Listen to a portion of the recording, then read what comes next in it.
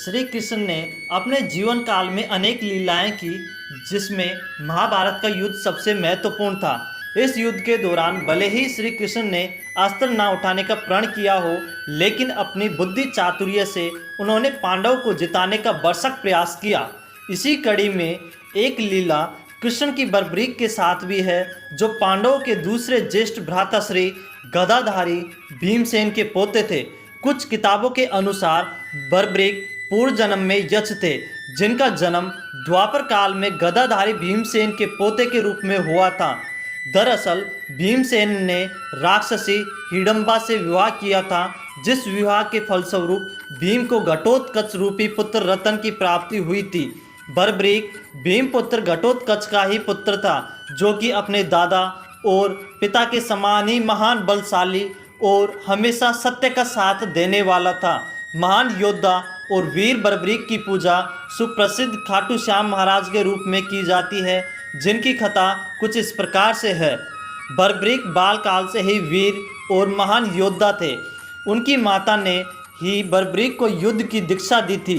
दरअसल बर्बरीक की मां ने मां आदिशक्ति की घोर तपस्या कर उन्हें प्रसन्न किया था और वरदान के रूप में 3 अभेद बाण मांगे थे, जिनमें मां आदिशक्ति ने बर्बरीक की मां को दिए थे। 3 अभेद बाणों की वजह से ही बर्बरीक की मां का नाम 3 बाणधारी प्रसिद्ध था। वहीं इन बाणों के साथ ही वाल्मीकि ने अपने धनुष प्रदान किया था, जो बर्बरीक की मां को तीनों लोकों में विजय प्राप्त करने में मदद कर सकता था। जब कौरव और पांडवों के बीच युद्ध होना सुनिश्चित हो गया, तो इसकी सूचना बर्बरीक को भी प्राप्त हुई। ऐसे में बर्बरीक ने अपने प्रियजनों के साथ युद्ध में शामिल होने का निर्णय किया और मां से विदा लेकर चलने को आतुर हुए। तब माता ने उनसे आशीर्वाद स्वरूप उनसे हारे हुए पक्ष की तरफ से युद्ध लड़ने का वचन लिया, क्योंकि बर्बरीक महान योद्धा और वीर थे। साथ ही उनके पास मां आदिशक्ति का दिया हुआ 3 बाण और धनुष भी मौजूद था, इसलिए वो जिस भी सेना की तरफ से लड़ते उसकी जीत सुनिश्चित थी। भगवान श्री कृष्ण ये भली भांति जानते थे कि इस युद्ध में हार कौरव की होगी और बर्बरीक को माता के वचन के अनुसार उसी पक्ष की ओर से लड़ना होगा। इसलिए श्री कृष्ण ब्राह्मण वेश में बर्बरीक को रोकने चल दिए।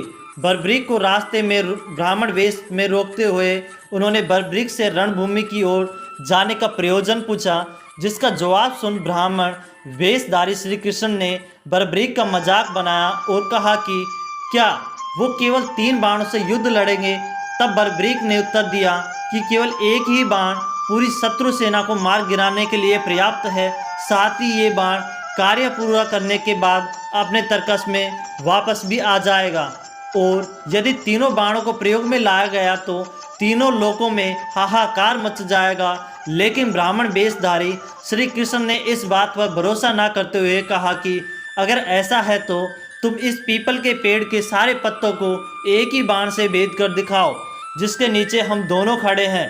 बर्बरीक ने इस चुनौती को स्वीकार करते हुए तर्कस से एक बाण निकालकर ईश्वर को याद कर चला दिया।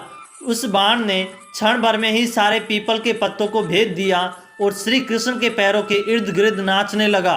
दरअसल श्री कृष्ण ने एक पीपल के पत्ते को पैरों के नीचे छुपा लिया था, जिसकी वजह से वो बाण अपने लक्ष्य को पूरा करने के लिए वहीं मंडरा रहा था। इस पर बर्बरीक ने उन्हें पैर को हटाने के लिए आग्रह किया और कहा कि इस बाण से आपके पैर को चोट पहुंच सकती है। ब्राह्मण वेश में पहुंचे श्री कृष्ण ने बर्बरीक से दान की मांग की, जिसके उत्तर में बर्बरीक ने यथासंभव दान देने की बात का वचन दिया।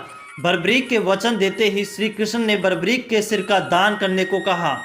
इस पर बर्बरीक ने ब्राह्मण वेशधारी कृष्ण से असली रूप में दर्शन देने का आग्रह किया। तब श्री कृष्ण ने उन्हें चतुर्भुज रूप में दर्शन दिए। कृष्ण ने समझाया कि युद्ध शुरू होने से पहले किसी वीर क्षत्रिय के शीश की आवश्यकता होती है। तब बर्बरीक ने सिर का दान किया, लेकिन इसके साथ ही कटे सिर से पूरा युद्ध देखने की अभिलाषा व्यक्त की। तब श्री कृष्ण ने बर्बरीक के सिर को रणभूमि के समीप ऊंचे पहाड़ की चोटी पर सिर को सुशोभित किया। वहीं से बर्बरीक के कटे सिर ने पूरे युद्ध को देखा। युद्ध के अंत में पांडवों में आपस में विवाद होने लगा कि पूरे युद्ध की विजय का श्रेय किसे जाता है।